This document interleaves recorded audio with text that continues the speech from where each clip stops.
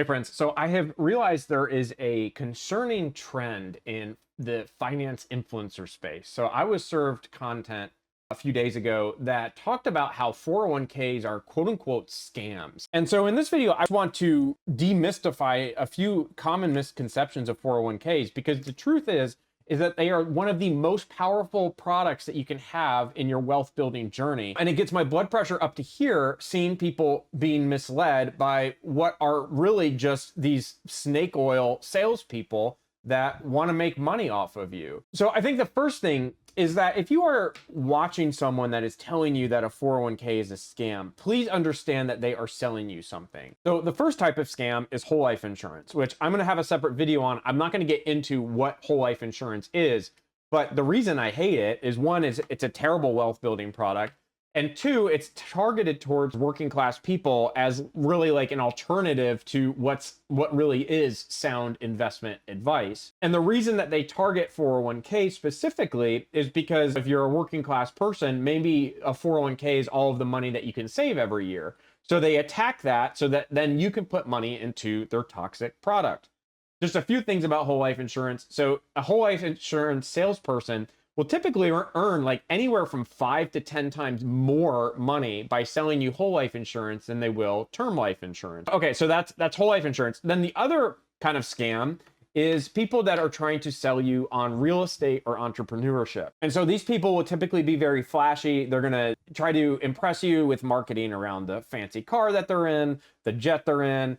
They're going to try to sell this idea that you can get rich quickly and that investing in a 401k is something that's archaic and you don't want to be working behind a desk for 40 years. Just pay me $1,000 or $2,000 for my program and I'm going to teach you the secrets that people don't really get. And if you pay me money, then things will work out. It's a complete scam. Let me just address quickly what a 401k account is. So way back when, people were allowed to have pensions when they worked, and typically a pension allowed people to retire with some level of dignity. You worked at a corporation for 30 or 40 years, and the work or sweat equity, I would call it, that you put into the work that you did allowed you to draw a pension from the company. Unfortunately, pensions were killed, and now most people can't have a pension, and so you are stuck with having to do this on your own. And so the reason a 401k is so critical is because it really is your single lifeline to helping you with your retirement. So let's talk about the advantages of what a 401k can give you. So the first is employer match. So this is basically free money. Let's use a real simple employer match example. You'll hear often like a 3% match. 3%. And let's just say for easy math, you make $100,000 a year. So let's say that you decided to invest 3% of your $100,000 into a 401k. So that means that you are going to invest $3,000 and your employer will match $3,000 if it's 100% of a 3% match. So this means that you will, in essence, have $6,000, right, for the $3,000 that you put in. The way I always look at it when I was doing my retirement planning is basically increasing your salary. So instead of making $100,000 a year, I would actually make $103,000 a year. The second thing it does is it gives you tax deferral. So tax deferral basically means that you are not going to pay taxes on any of the money that goes into the account. So what you're not going to pay to the government is 22% of the $3,000 that you contributed to your 401k. So that is another $660. So the way I would think about this is basically this $3,000 that you're putting in is turning into $6,660. A big chunk of it is from the employer match, and then some of it is from the tax deferral. Okay, so the other huge advantage of a 401k is that you're not taxed on the earnings inside of the account as the account grows. And so a few examples of this. So the S&P 500, which is the 500 largest companies in the United States, generates about a 1.25% dividend. So if you have that investment inside of a taxable account, which is just a regular brokerage, that dividend will be taxed whenever they send out a dividend. So you have no control over that. Other things that happen, let's say you decide to change your investment strategy. So if you sell an investment and it has a gain, you're going to pay tax that year for all of the gains that you've made. Well, inside of 401k, you're not going to pay taxes on any type of dividend or interest that's earned. You're not going to pay taxes if you change the investments that you earn around. That can be all done tax-free. And so this has incredible opportunities for you because this allows you to invest in higher income. It allows you to change your investments as needed. There's all these advantages that you get with a tax-advantaged account that if you have a traditional brokerage account, you're going to pay tax on basically everything that you do. Okay, and then the third piece that you really need to understand is the power of compound interest combined with the fact that you're not paying taxes on earnings. So let's just use a quick example. Let's say you're watching this and you're 18 years old and you want to be a millionaire by the time you're 65. So that gives you 47 years to invest. Let's say your money is basically doubling every 10 years. We'll use a 7% interest rate. And basically what it turns out to is if you invested about $300 a month, that will turn into, just put in my calculator here, let's just say $2 million by the time you're 65. And the incredible thing about this is that $169,000 will be contributions from you, your $300 a month. And then the remainder is all earnings or interest on the investments that you've made that are compounding over time in your 401k. And so the incredible thing about this $1 million, one, is that through compound interest, you're able to turn the smaller amount of money that you earn into something much larger. But more importantly, this $1 million inside of a 401k account has been earning with no tax on any of the dividends, any of the gains that were had, any of the investment changes that you may have made over time. Now, one quick comment before I get into some myth busting around a 401k. So I understand that if you're 18 years old and you're watching this video right now, you're like, I don't want to wait 47 years to become a millionaire. I need to be a millionaire in 6 months. I don't want to invest $300 a month. So the one thing I would say to that is that this is a sure path to wealth. The problem with all these scammy influencers that are impressing you with the money that they made, with the Lamborghini, the jet, and all of that, is that they're doing a few things. One, there's this problem of survivorship bias. So we only see who succeeded in any venture that happened. And so the truth is like in entrepreneurship and business, 80% of all businesses fail over 10 years. And that's not because the owner did something wrong or they're dumb, they're not educated. It's just that business is a risky thing. It's high stakes, high reward. And so the people that end up winning over the long term, yes, they become wealthy. The problem is that people don't really understand that there is a lot of randomness and luck in success. And so for that, I would recommend this book, Fooled by Randomness. It's one of my all-time favorite financial books. So this is really kind of a hard thing to understand. So this is playing odds. So there's nothing wrong with pursuing your own business. There's nothing wrong with going after real estate. And I've done real estate deals as well. But this is kind of should be your base for like how you're setting up a wealthy life over time. This is what's going to ensure that you're getting to the point where you're escaping paycheck to paycheck living. You're breaking cycles of being in a working class situation, or if you have kids, setting them up for longer term success. You don't want to take a risk with that. This is like the baseline that you want to take.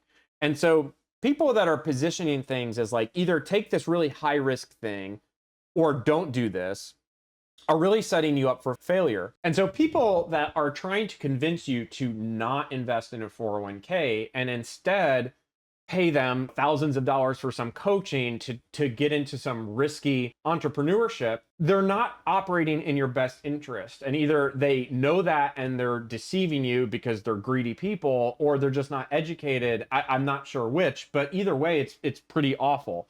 And so this should be kind of your financial baseline of setting up a wealthy life in a way that has made more millionaires than anything else. Okay, so let me myth bust one of the biggest misconceptions about a 401k, and that is that your money is locked into it until you're 59 and a half, or I've heard other people say like 63.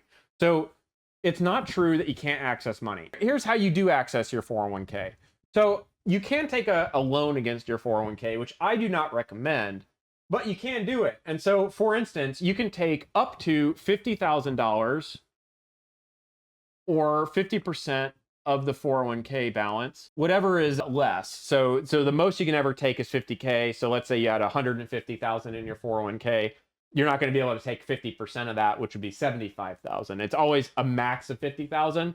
But the cool thing about it is if you do take a loan, you pay yourself back. So you pay yourself back with interest. This interrupts the money compounding effect that you're building. But if you did need money to buy real estate, which is what some of these people are talking about, don't do regular investing, do real estate, you could do it with a 401k balance. Again, I'm not recommending that, but you can do it. Okay, so that's the first way you can access money. So I think it confuses people because 401k is called a retirement account, and people traditionally associate retirement with an older age. So let me kind of explain this. So you have retirement here, and then you have all this other room that we're going to call early retirement. And so you can access your 401k inside this circle here. So let's say you retire when you're 40 years old. How are you going to access this account? Well, let me kind of walk you through that. Okay, so what happens when you leave your job? So when you leave your job, your 401k becomes a traditional IRA. And a traditional IRA really has the same characteristics of a 401k. You're not taxed with the money that's going in. You're not taxed on earnings, but you are taxed when the money's coming out. There's two ways to access this money early. So the first is called a Roth conversion ladder. So basically all you do is you take money out of this traditional IRA, you transfer it into your Roth IRA, and then you have to wait 5 years.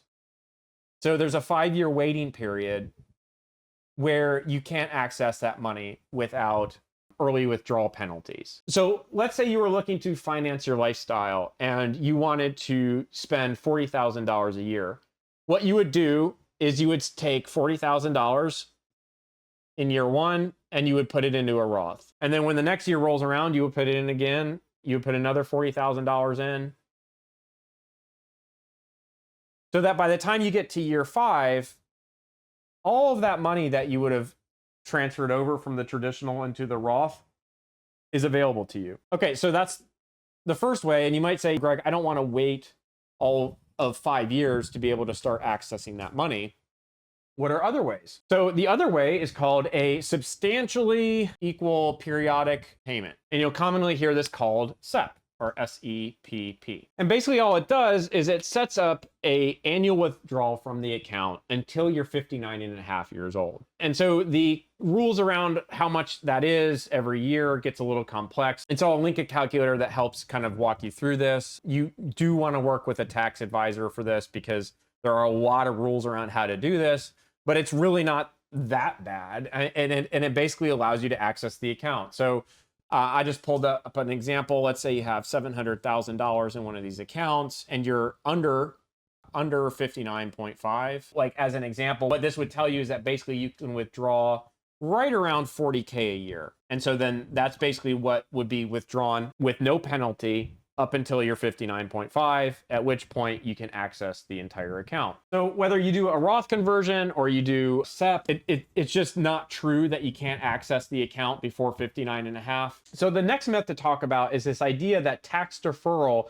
is somehow costing you down the road. And the way I've seen this position in all of these videos I've watched about 401ks being scams are that Americans' debt is going higher and higher. And so at some point, the government's going to have to raise tax to be able to support that. Of course, there's a lot of irony in that because just with the latest tax bill, there were permanent tax breaks that were set to expire that were re-implemented in this tax bill. And so there's no evidence really that there is government appetite to raise taxes. And so you don't actually know if that's going to happen one way or another. So, okay, so that's point one. Point two is that what's more important than worrying about kind of the macroeconomic tax problem is really what happens at an individual level. And will you be in a tax bracket that is higher in the future in a retirement than when you're in your prime earning years? And for the majority of people, the answer is that you are going to be spending way less in retirement. Things like kids or paying for everything that goes into supporting your job or different assets like paying off a house or buying a car. For most retirees, that all goes away. You don't have to fund fancy clothing for a job. You don't have to pay for a car. It's most likely already paid off. You don't have to pay for a house. That's also most likely paid off. Your kids are most likely out of the house. So there's all of these costs that you do not have to draw income from your retirement accounts to cover. So the third point to call out is forgetting about the tax rate period in retirement. The alternative is that you're putting your money into a brokerage account where you're going to pay tax on every single dollar since it's after tax income. And then you're going to pay tax on all earnings throughout the year. So whether you change your investment strategy and you pay tax on gains that you have, or you pay tax on dividends, that's all money that you're losing out on the ability to compound because you've paid it towards the government. Part 4 is that really, whether the tax brackets that most people are in, whether you're in a 10% tax bracket or all the way up to a 24% tax bracket, which is for people that earn up to $191,000 a year, there's just no political appetite that I can see in any scenario where it's like, we're going to go tax the people that make the least and the middle class. Like there's nothing there. So unless these people that are saying tax deferral is a bad strategy because somewhere down the road, the government's going to have some really regressive tax structure, if anything, that will be targeted towards the people that are super wealthy. And then it's kind of hard to understand where there's a situation where you will have been in one of these other tax brackets and now you're worried about getting taxed at the 50% level. And so the way I think about that is that if I find myself in a place where, let's say I make $200,000 a year in my best earning years, and I somehow retire with $100 million of assets or $50 million of assets, and now my income is being taxed because I'm drawing $500,000 a year. For me, at that point, I've already won the game. So I'm kind of okay with the tax that I pay. But the truth is that that's not really going to happen for really anyone. So the idea that these people are kind of selling this idea that tax deferral is actually a loss for regular people. It's just not really backed up by any type of data. And instead, it really gives room for these people that are just fancy salespeople to take advantage of people that aren't educated and to either prey on fear or greed. That's really the two things. It's either fear about like not being able to make enough, or it's greed about like, I want to become a millionaire overnight. And frankly, it just really takes advantage of people. All right, so the last thing I want to talk about real quick is just fees. So 401ks do have fees associated with them that you should be aware of. And so this is the only thing that I would look into that would give me any type of pause around how much I would invest into a 401k. So there's two types of fees: a plan administration fee and then an investment fee. So a plan administration fee is basically the fee that whoever manages the 401k for the company you work at charges to administer that plan. So every company is required by law to disclose what their fees are. So if you don't know what yours are, I would work with your HR team or a benefit administrator to answer the question of what are my plan administration fees, and then look into what investment fees, which are called expense ratios, are related to the investments that you have to choose inside of your 401k. Most 401ks these days are going to be very robust in what they allow you to invest in, and they will offer you low-cost index fund investing with low expense ratios. And then most 401ks will have administration fees that are extremely low. Now, if you find yourself working for a company where a 401k is charging like 1% or more in plan administration, or they really limit what you can invest in, or what you can invest in has really high expense ratios, that does change the game. So at that point, then I would look at reprioritizing and investing in a traditional IRA or a Roth IRA first. But the key thing is always make sure that you're getting your employer match in your 401k, because that really is free money. And then is the tax break that I'm getting plus the extra compounding that I'm going to be earning on the money that I'm not paying in tax, is that going to make up for any excess in fees that exist within your 401k? But typically the answer will be that those fees are never high enough that they would make me want to prevent contributing to tax deferral and being able to not pay tax on any earnings that I have throughout my work career. Okay, so that kind of wraps up my view on 401ks. I would love to answer any questions that you have about 401ks, or if you also start getting served stuff about how 401ks are bad or how retirement accounts are scams and you hear something and you have a question, please feel free to come back here and ask questions. I'll be happy to give you my unbiased and unconflicted response to that question.